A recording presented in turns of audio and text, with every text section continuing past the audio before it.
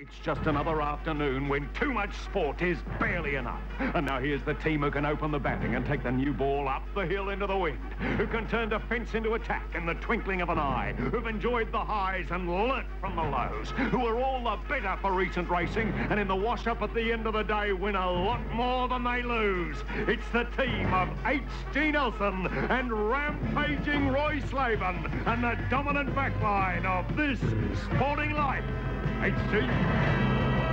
Yes, thanks very much indeed. King Wally Gotto in the soundproof booth. We sort of hoped they were, so we could see how Billy the Kid's bowling with and Gucci. And Gucci, of course. We want to see how Gucci's going to stand up to the onslaught coming from Craig McDermott. How's Craig's? Well, we're not sure. We're not sure how long he can stay on the field this afternoon. We hope he can, put down 6 or 7 overs before he feels the need to, go out and have the back door syringed. All right, well, that'd be enough. Yeah. That's all we need from him. Yeah, just to soften him up. Clean him up. Ian, let Roy set out the question and have a swing at it. Sure thing. Ian, name the foot fabric of Fred Perry's tournament strategy. That'd be moleskins. Do you reckon that could work? Have you ever thought of strapping moleys on for a fortnight and just going...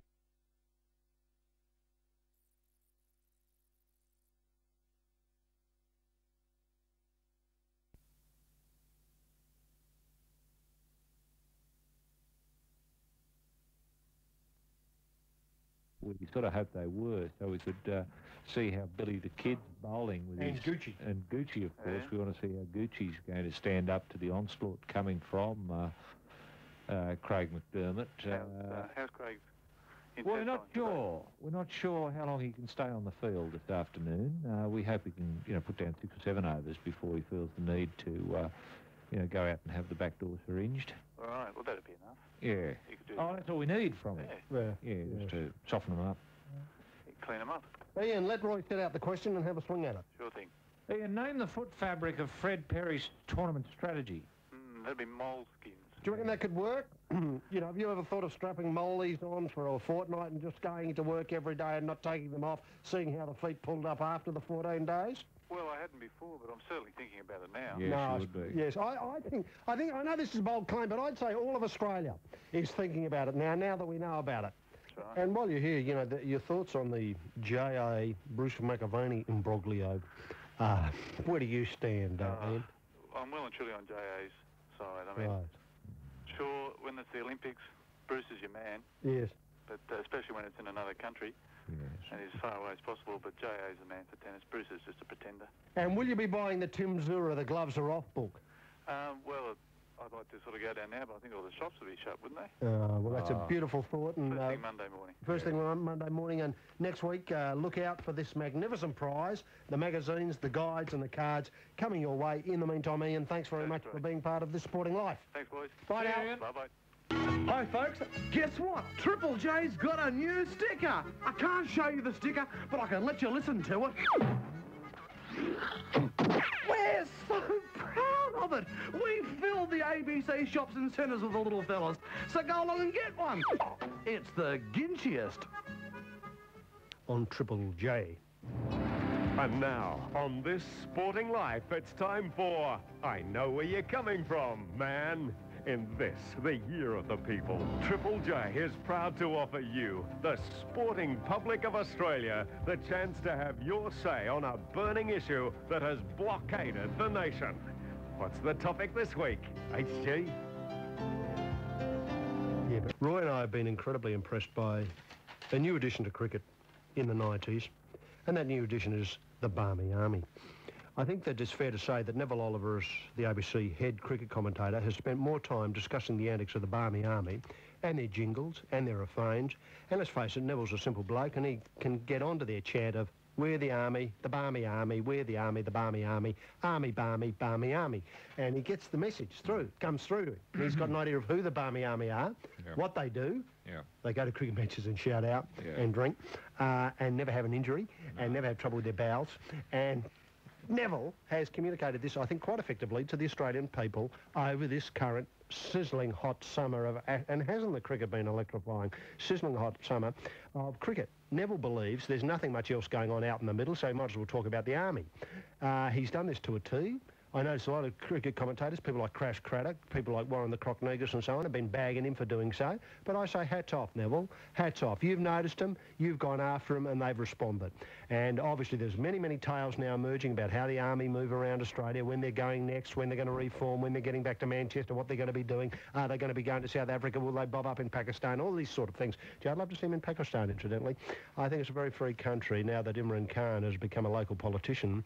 And once Imran gets his hands on the levers over there, I'm sure the Army will be welcomed in with open arms. Anyway, be that as it may, I think the Barmy Army are the feature of cricket this year, not Gucci's retirement, not the problem of Craig McDermott's bowels, not the moleskin on the bottom of players' feet, not, pistol pack and Pete Sampras, even if he did play cricket. The pressure on Pat Rafter. The pressure on Pat Rafter, which isn't technically speaking... Well, it must permeate into the cricket as well. They do, because they want him to win. Yeah, they think of Pat. Come on, Pat. That's what they'll be thinking. The basic question today, I can see where you're coming from, man, is do you support the Barmy Army? Yes. Or simply, is the Barmy Army good for cricket? Good for cricket. It's not a hard idea to get your mind around. If you've got an opinion, 008 021 060, phone now. With burnout, it's often the mental side of it that hits you first. Yeah. Shane has people after him every moment of his day. He has to take care of cricket, his relationship, his business interests. People don't realise the pressure on him. John Daly, isn't it? It's John Daly, it's Pat Rafter. Yeah. You know, who'd have more pressure on him at the moment, Shane Warne, John Daly or Pat Rafter? God, you'd have to be a psychiatrist to work that one out. But the effort involved in ripping a ball out of the back of the hand, it's up there with it. Yeah. You know, do you know what I mean? The effort it puts on your body to rip that arm out, get the ball spinning out of the back of the hand. As if your mind is spinning with the ball. You grip it with your mind. Peter Philpott, the great leg spinner, that's how he described it to me years ago. He said, you grip the ball with your brain. Well, imagine how many times he's got his brain around a ball. No wonder he got burnt out. Some leg spinners like Terry Jenner and Tony Locke, watching Warne bowl in Adelaide, believed he was trying to Tony take... Locke suffered. Well, and he's still suffering. Suffering burnout. Look, you know, I mean, apart from Johnny Gleeson, I can't think of a leg spinner who escaped from the game unscathed, and that includes Richie Benaud. Well, Johnny Gleeson was a mystery spinner. That's why he didn't get the burnout that leggies get. Well, look at what it did to Richie Benaud. He was a lively young bloke when he came into the game, and look at him now. Yeah. He's sort of just like a frog sitting there. The lips not moving, but the sound coming out. Do you know what I mean? Yeah. It's a classic case, Richie Benaud. Anyway, so old-time leg spinners watching Warne bowl in Adelaide believe he was trying to take the stress off his shoulder by doing more work with the fingers and the wrist. Isn't that a tragic mistake? When the mind moves from the shoulder down to the fingers and wrists, it's all over, you know, forget it. But without full shoulder movement, he does not seem to get the turn and bounce that at its best makes keeper Ian Healy take the ball snapping about hip level. Here's by nature an obliging soul, etc., etc., etc. What are we going to do with Shane? Is it cotton wool and kid gloves? I think or moccasins? No, what's he got on the... Oh, the moleskins. Moleskins, yeah. Fred Perry style. I'd wrap him head to toe in moleskin. Every night. Just for a month. At least. While the players are on tour in New Zealand. And that's probably not a tour he'd mind missing out on. Although... You know, any time I've gone to New Zealand, it's been a terrific time. They're very, very warm people. It's a lovely, lovely, lovely country. Very, very pretty land is New Zealand. And to go there is to... it's like playing against a mate. You know, it's... I've heard it described as a Lebanon of the South Pacific. Yeah, well, in terms of hair paint, no trouble getting hair paint in New Zealand. None at all. It's all hair paint, you know, right from the top down to the bottom. Everyone wears it, even if you've got a full head of hair. They all spray up before they go out. Going out. And no, it's terrific. But I think AB does have a point that there is a lot of pressure. I mean, if you imagine the pressure, as you mentioned on our new Pat, Shane wears that day in, day out. And if we chat for a moment, we might be able to get this together. I can see where you're coming from, man, as the section. And the topic today, what's in the future for Greg Norman? And Roy, you're in charge of the phone board. Where do you want to start? And who have we got to talk to? Well, we can start with Rob in Willoughby, which I think is in New South Wales, suburb of Sydney. How are you, Rod? Good, thanks, Roy. Yes, you're in a car, are you, Rod? Yeah, just completed a round of golf myself. Right. How'd you get on? I had my shark hat on, my cap, not the Cobra because that's pretty daggy, but I started really well the first 7 holes, and I thought, I'm going to do it. I'm going to have a win today with my old man.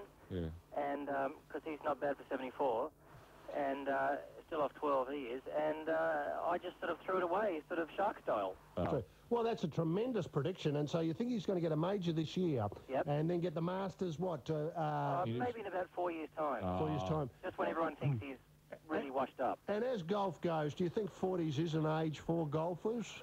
No. No. Not really. No, that's right. Yes. No, I think I'd rather be Robert Allen, be 23 and already a bit of a legend. Yes, I take your point entirely, Rod. Well, thanks for those thoughts and good luck with the game. Thanks. Yes, and thanks to all our contestants or callers in, I can see where, participants, I can see where you're coming from, man. So party on, dudes. What did you think, Roy, in terms of the wash-up? Well, I think definitely there are 2 left in him. Well, I think there are 2 issues that are worth considering today on the life, and the first concerns Richard Hadley, Big Dick Hadley. Dick doesn't talk that often, but when Dick does talk, I listen. I'm all ears. And have a look at the photographs again of the bloke. 323 wickets. People talk a lot about Bradman, but I think people could fruitfully talk about Hadley. And he's come out and said ball tampering. 1 in a million. 1 in a million, that's right. That's right. Hey, Richard Hadley's 1 in a million. Yeah, I've met a lot of cricketers. I've only met 1 wicket in Richard Hadley. Thank bloody Christ. Ball tampering or doctoring has been a raging debate in the game for many years, according to Big Dick. A subject that has been created a lot of controversy, plenty of suspicions, and even the odd court case. Who can forget the memoir with the Suffrage Nawaz? He was Suffrage Nawaz. Terry Lamb, not Terry Lamb, but the Alan Lamb incidents with the both and so on. We spoke at length with Big Dick. Well, spoke at length isn't quite right. We just put the tape recorder on the answer phone, rang the number there and just said, you know, Dick, can you give us a spray, and hung up. A couple of hours later, you know, he's still going on. Mercifully, I had the extra tape in at the slow speed. I just still transcribed a little bit of it. What I'm saying, this is Big Dick talking, what I'm saying is let's do away with the accusation, suspicion and innuendos by legalising the whole issue.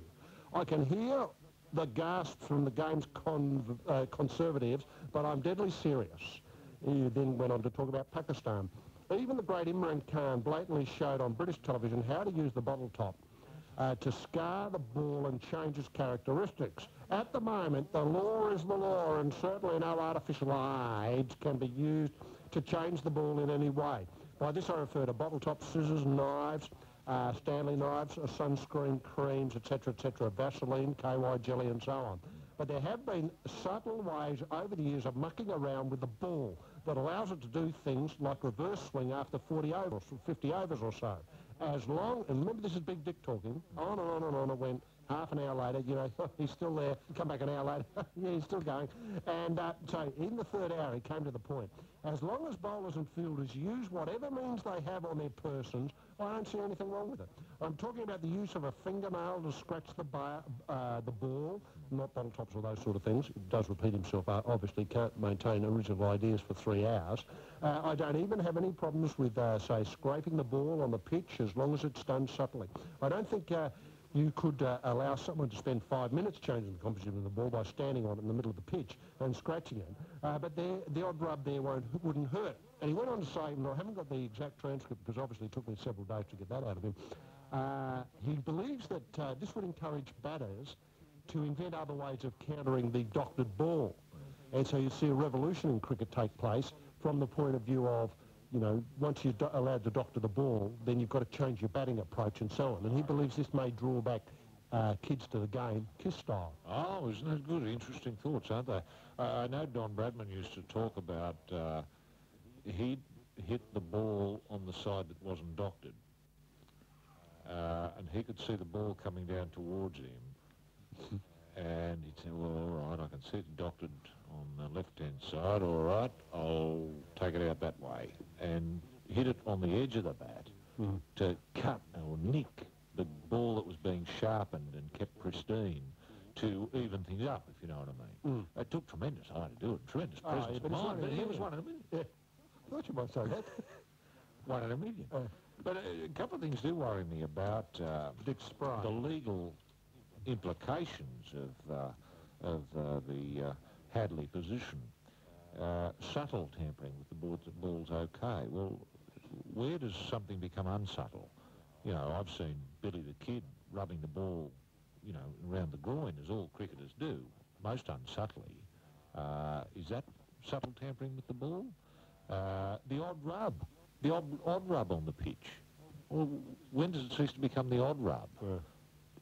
You know, I think there are too many grey areas there. What, you're allowed 3 rubs per ball? Per over? 3 rubs per over, 5 rubs per hour, 8 subtle rubs per session? I mean, where does it end? It's either open slugger, Safraz Nafara style, because Safraz was just tampering with it. I mean, he'd go out there with a bike pump and bloody...